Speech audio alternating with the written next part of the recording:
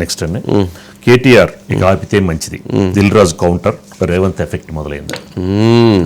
దిల్ రాజు గారు మొత్తానికి first time cinema industry నుంచి కేటీఆర్ గారికి కౌంటర్ వచ్చింది. కౌంటర్ రావడానికి గల కారణం ఏంటి? దిల్ రాజు గారికి ఎఫ్టీసీ చైర్మన్ పదవి ఇచ్చారు. ఇచ్చిన తర్వాత బాధ్యతగా ఇప్పుడు ఆయన కుర్చీలో ఉండి మరి కాంగ్రెస్ పార్టీ ప్రతినిధిగా ఆయన మాట్లాడాలి కదా. ఫస్ట్ టైం మాట్లాడాల్సిన పరిస్థితి ఏర్పడింది. మామూలుగా అయితే మాట్లాడేటువంటి వ్యక్తి కాదు. ప్రతినిధిగా అంటారా and FTC chairman, film development corporation chairman అండి. కాంగ్రెస్ పార్టీ ఇచ్చిన పదవి కదా అది, రేవంత్ రెడ్డి గారు ఇచ్చిన పదవి కదా అది. పార్టీ అఫిలియేషన్ లేకపోవచ్చు, రేవంత్ రెడ్డి గారి పదవి ఇచ్చారు. కాంగ్రెస్ పార్టీ ముఖ్యమంత్రి, ఆయన ప్రభుత్వానికి ముఖ్యమంత్రి కాంగ్రెస్ పార్టీ కదా. ఇప్పుడు ఏడుండే ప్రభుత్వాలు పార్టీలు, ఆ పార్టీ ఆ ప్రభుత్వం వాళ్ళు ఉండి మాది అంటారు కదా. అలాగే వారికి మరి ఇచ్చినప్పుడు వారి బాధ్యత తీసుకోవాలి కదా. అందుకని మొన్న ఎవరు ఆయన గుర్తించట్లేదు. ఇగో దాంట్లో డబ్బులు తీసుకున్నాడు, దీంట్లో డబ్బులు తీసుకున్నారు, ఏది బన్నీ విషయంలో సెటిల్మెంట్ అయింది అది ఏదో కేటీఆర్ గారు ఏదో మాట్లాడారు. ఉందా, బయట ఉందా?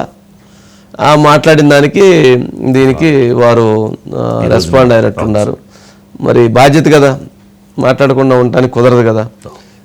కేటీఆర్ గారు ఈ వివాదం రాజుకొని పెద్ద అవుతా ఉంటే బాగుండని అనుకున్నట్టున్నారు. అదేమన్నా సర్ప్రైజ్ అయ్యేటప్పటికే ఆయన దిల్రాజు గారు ఇలా మాట్లాడిన దాని మీద కూడా ఆయన మాట్లాడుతూ కూడా సంక్రాంతి సినిమాలు ఉన్నాయి కదా, ఆయన భయం అయింది, అదే దిల్రాజు అలా మాట్లాడారని కూడా.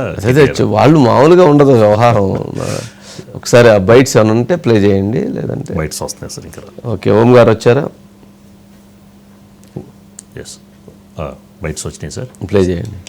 బైట్స్ ప్లే చేయండి.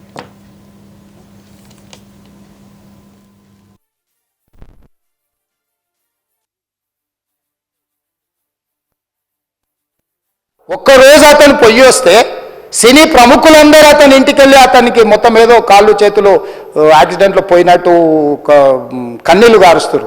ఈ సినీ ప్రముఖులు ఒక్కరైనా హాస్పిటల్ పోయినరా అధ్యక్ష? నేను సూటిగా తమ ద్వారా సినీ ప్రముఖులను నేను అడుగుతున్నా అధ్యక్ష.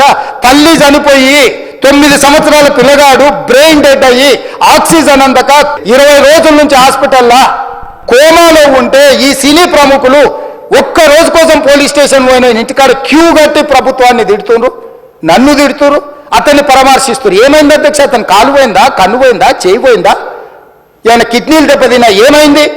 సినిమా ఇండస్ట్రీలో ఉన్న ప్రముఖులు ఏం ఆలోచన చేస్తుండ్రో, ఏం కోరుకుంటుండ్రో నాకైతే తెలియదు.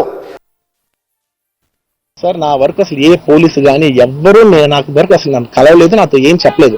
నాకు చెప్పిన వల్ల అది పైగా మా మేనేజ్మెంట్ సైడ్ నుంచి వాళ్ళు మా వాళ్ళు వచ్చి చెప్పింది ఏంటంటే, సార్ బయట ఓవర్ క్రౌడ్ అవుతుంది, మీరు దయచేసి వెళ్ళిపోండి అని చెప్పారు.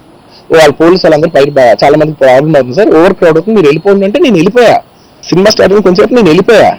నేను మా వైఫ్ అందరూ మేము బయటకు వచ్చాం అంతే. నాకు అసలు ఆ తర్వాత నెక్స్ట్ డే అంటే నాకు తెలీదు, అసలు నెక్స్ట్ డే వరకు నాకు అసలు తెలీదు. I had no idea. పిల్లలు ఉన్నారు సార్, పిల్లలు వదిలేసి వెళ్ళిపోతాను నేను. నాకు నా పిల్లలు అంటే ఎంత ఇష్టం తెలుసు, ఎవరైనా ఉంటారు కదా, తీసుకుని వెళ్ళిపోతారు కదా. నాకు తెలియదు కూడా తెలియదు. సరే పిల్లలు వాళ్ళు చూసుకుంటారు, మనం వెళ్ళిపోతే క్రౌడ్ క్లియర్ అయిపోతే ప్రాబ్లమ్ సాల్వ్ అయిపోతే వదిలేసి వెళ్ళిపోయా. ఓం గారు ఉన్నారు సార్.